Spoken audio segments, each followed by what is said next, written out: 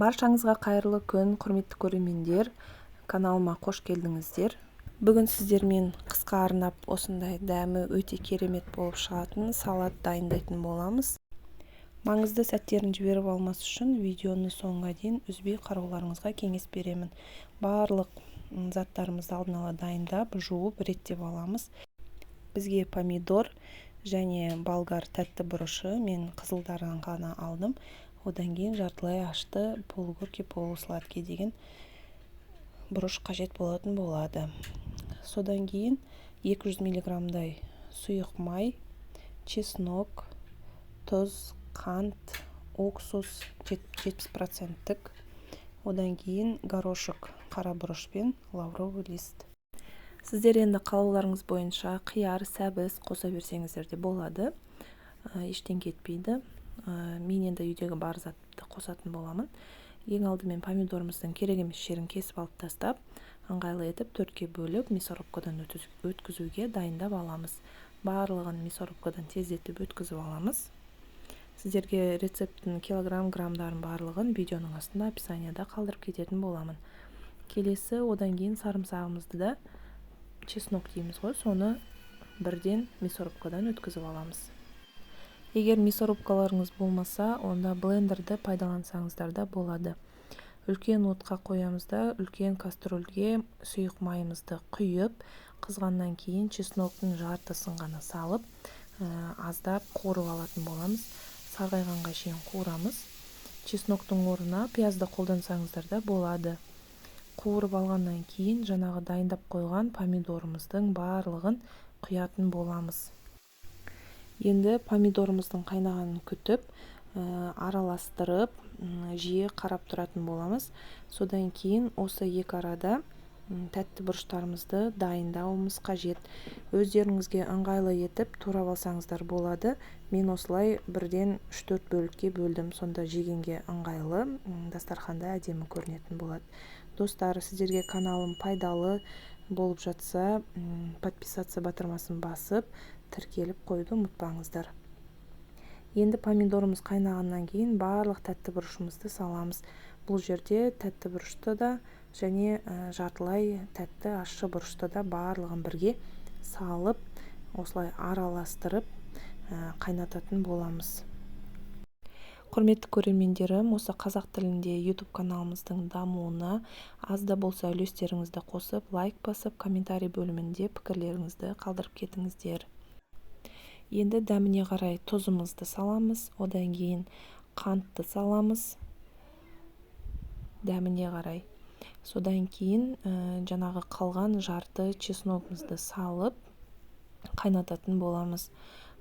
Көп қайнатпаңыздар, тәтті бұрыш езіліп кетеді, сондықтан жиі қарап тұрыңыздар. Бір 15-20 минуттай қайнататын боламыз. Араластырып тұрыңыздар міндетті түрде. Дайын болып қалдау деген кезде жаңағы қара бұрышымыз бен лавровый листін салып, келесі 70%-ық 2 ас қасық уксусымызды қосатын боламыз. Сіздер енді уксустың 70%-ық болмаса, 9%-ығын қоссаңыздар да болады. Лавровый листті егер ұнатпасаңыздар, қоспай қойыңыздар.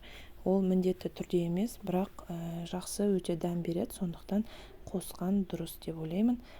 Енді осылай әдемі отта жақсылап, әдемілеп, қайнатып, араластырып тұрамыз. Сіздер қайнағаннан кейін барып тұзын, дәмін көріңіздер. Аз болып жатса, тағы да тұз, аздап қант қосып жіберіңіздер. Бірақ менің рецептім бойынша тұзы да, қанты да барлығы бірдей жақсы болып шықты. Сондықтан ең бірінші салмас бұрын дәмін көріп алыңыздар.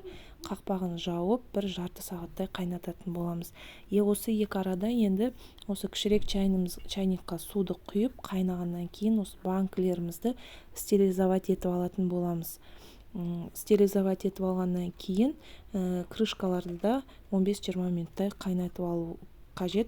Бұл енді біздің салатымыздың жақсы сақталуына, банкілеріміздің атылып кетпеуіне септігін тигізеді. Мінекей салатымыз өте әдемі болып қайнап, дайын болып қалды. Енді дайын болып қалды деген кезде осы зеленді жас көкөністерімізді қоссақ болады. Сіздер енді ұнатқан көкөністеріңізді қосыңыздар. Петрушка, кинза. Менде кинза мен укроп көп мөлшерде қоссаңыздар салаттың дәмі өте керемет болып шығады. Мен өзім жақсы көремін. Сондықтан барлық салатқа қоса берем десем де болады. Достар, каналым сіздерге пайдалы болып жатса, достарыңызбен бөлісіп қойыңыздар. Зеленді салғаннан кейін 1-2 минуттай немесе 5 минуттай қайнатып, салаттың астындағы отты баяулатамыз да, қайнап тұрған ыстық күйінде салатты банкілерге құйып шығатын боламыз. Сіздер енді банкілерді алдын ала стерилизовать етіп алсаңыздар да болады. Енді осылай құйып алғаннан кейін бетпе-бет толтырып тұрып құйыңыздар. Ортасында воздух қалып қалмау керек. Осылай құйып кезекпенен біртіндеп жақсылап закрывашкамен жақсылап тұрып жауып тексеріп алыңыздар. Содан кейін барлық банкілерді төңкеріп, үстін жылылап орап, ертеңге дейін қалдырамыз. Өзінің ыстығымен аздап ақырындап суып, солай тұру қажет. Мінекей 2 қайта айналдырып, банкімізді жақсылап жауып алатын боламыз. Менде барлығы 8 литр, тағы да бір кішірек 1 литрға толмайтындай салат шықты. Салат жасалу жолы өте оңай. Ең алғаш жасайтын адамда да жасалып шығады. Көп заттарды қажет етпейді, көріп тұрғандарыңыздай.